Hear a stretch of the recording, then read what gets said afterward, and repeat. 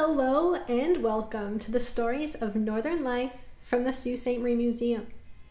September 4th was Ask a Museum Day, where museums give their visitors and viewers the opportunity to ask questions they've always wondered about or were curious about.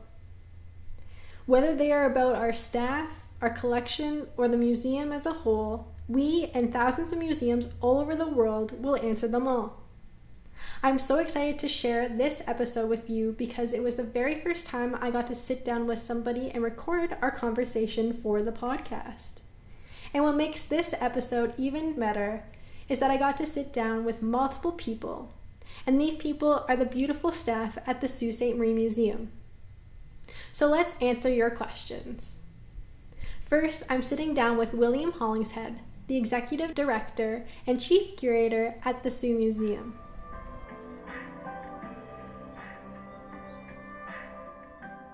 So we're going to start with the question, what is the purpose of a museum?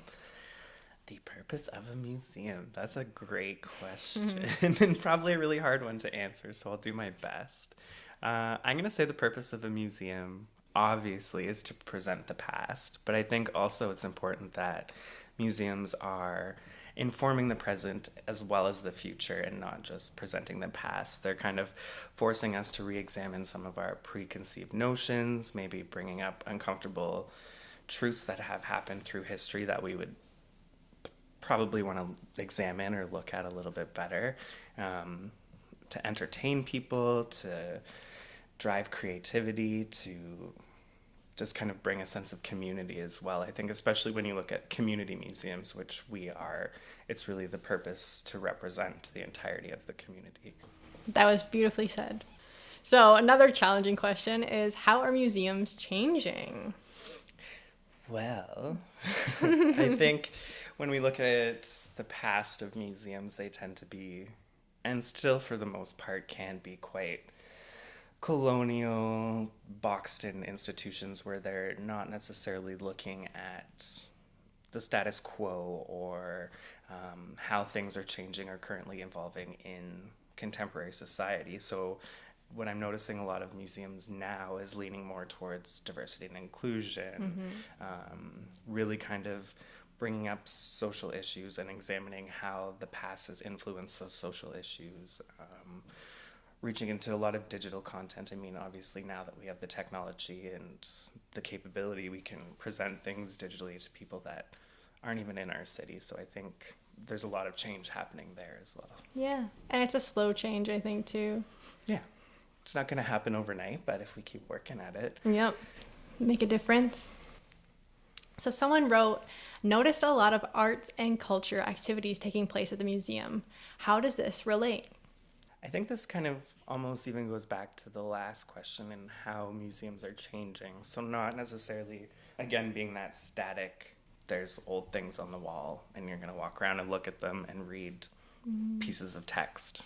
I think it's really bringing in the community, making sure that we're staying relevant with the community. So if people want to see arts activities, I think we have the purview to offer that capability as well as mixing that with history, and really kind of just making the museum a community hub, a cultural center for the city of Sault Ste. Marie. Definitely. Tell us something no one knows about working at the museum. This is a hard question. You get the tricky ones. I think something that most people might not know about working at a museum is you don't have to have a history degree.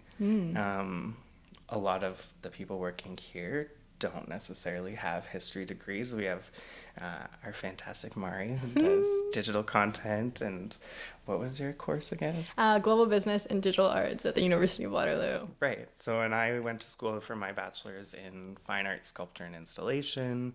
I've worked with people that have had science backgrounds. Yep. There's people that are admin backgrounds. There's accountants. So if you love museums, I think there's always somewhere for someone to fit in to work at a museum.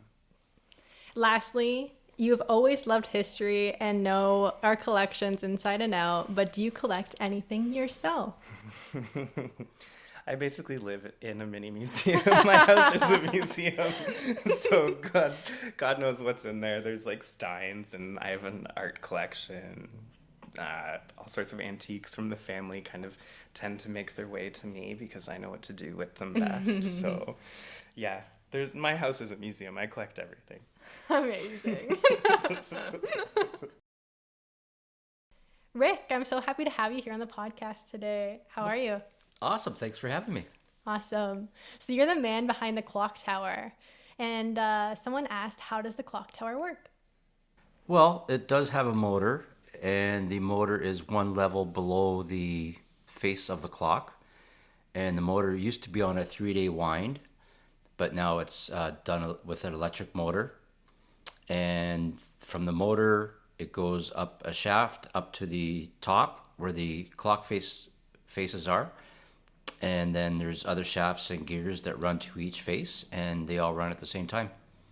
Very cool. We also have a video on our YouTube channel on starting the clock tower. Mm-hmm. Rick took us up there, and it shows us how it works. So check that out on our YouTube channel at Sioux Museum. Another person asked why it only runs in the summer months. We shut it down just before wintertime because we have... on the outside of the clock face, there's a ledge, probably maybe a foot deep, and snow will get caught in there. Mm-hmm. And if it builds up, the clock hands will get caught in the snow, and it'll burn out the motor. Yeah, don't want that happening. No. So how long have you been working at the Sioux Museum? Ooh, about 18 years, I think now. And in that time, what is the strangest thing that has ever happened in the museum? The strangest thing. A couple of ghost stories, I guess. Would you like to tell us one? At the bottom of the stairs, you know that door before you go right into the basement? Yes. Every time you walk by it, it smelled like matches. Like somebody just lit a match for about a month. That was going on. Wow. And then another time, I was washing my hands down in the laundry tub, and something grabbed my shoulder, and it was pretty hard. And I turned around, there was nothing there. The lights were off because if you walk by it, it'll trigger the lights to come on. So right. Nothing walked by. I thought it was my old curator, my old boss, but it wasn't. So it kind of freaked me out. But there's one more. I had a cart sitting at the same area, and it started to move. Of course, it is on a slope. So that was fine, but I said, you could stop anytime now, and it stopped. So, yeah, that's about the only things that... Crazy. Kind of. Yeah, I'm glad nothing that crazy has happened to me yet. Oh, that's good. Yeah. I've been in the basement enough, I guess. Yeah, I don't go down there that often. So if you couldn't work in the museum, what would your first choice of another job be? Ooh, probably doing... special effects like video editing and stuff, maybe animation. Yeah, would be cool. Very cool. Definitely, I can see you doing that. Yes. My other dream job is a musician, but I'm already doing that, so I'd have to. Yeah, I think animating would be really cool. Yeah, very cool. Awesome. Thank you so much for joining me today. Thanks for having me. I had fun. Hey, Nicole. Hey, Mari. Nicole is the spooky queen and loves all things Halloween and fall. So I thought she would be the perfect person to ask this question. What is the spookiest item in the collection? Oh, spookiest. I don't know. I guess I'm not really the best person to ask because I don't really think anything's like super spooky. But I would say the creepiest would probably just be all of our dolls. Some of them are just absolutely terrifying. There's actually one that has real human hair eyelashes. Oh my, wild. I know one of our favorite dolls in the museum is Baby Secret. I'll have to add a little voice recording of her.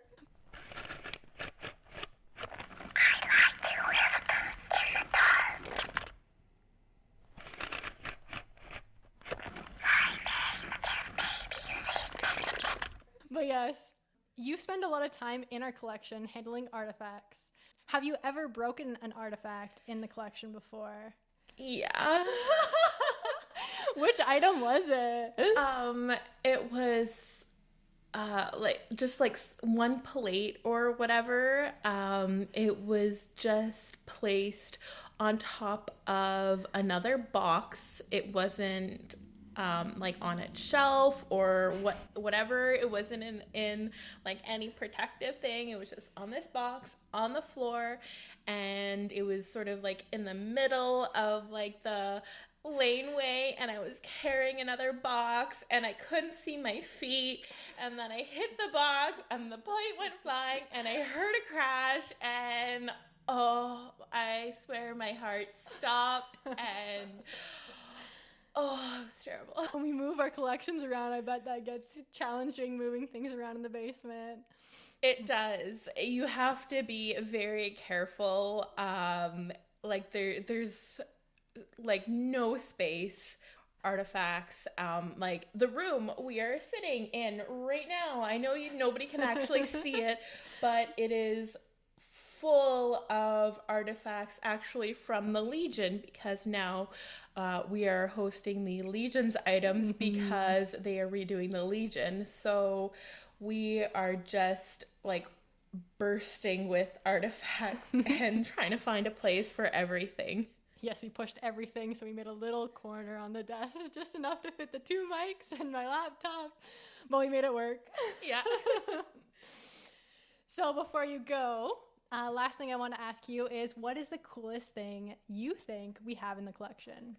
Well, I know I'm biased, but my favorite things are just all of our medical tools. Definitely. We actually have a small exhibit set up about the history of the hospitals in Sault Ste. Marie. So if you come in and check out the Skylight Gallery, you'll be able to see some of those medical tools that were used here in Sault Ste. Marie.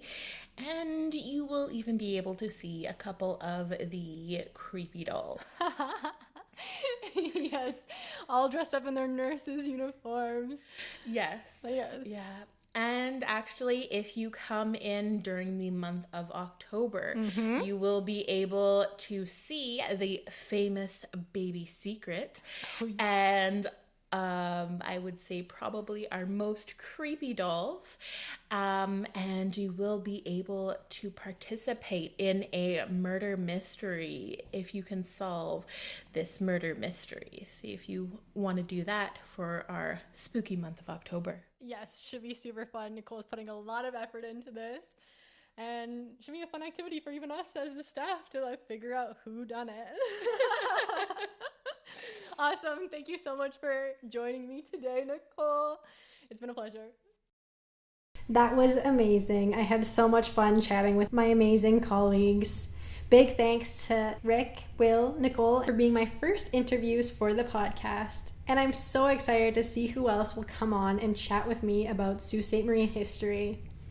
I hope all of our listeners got an inside scoop on our staff and the museum itself. Thank you so much for coming and listening to the podcast every week, and I will talk to you again next week. Thanks again. Ciao.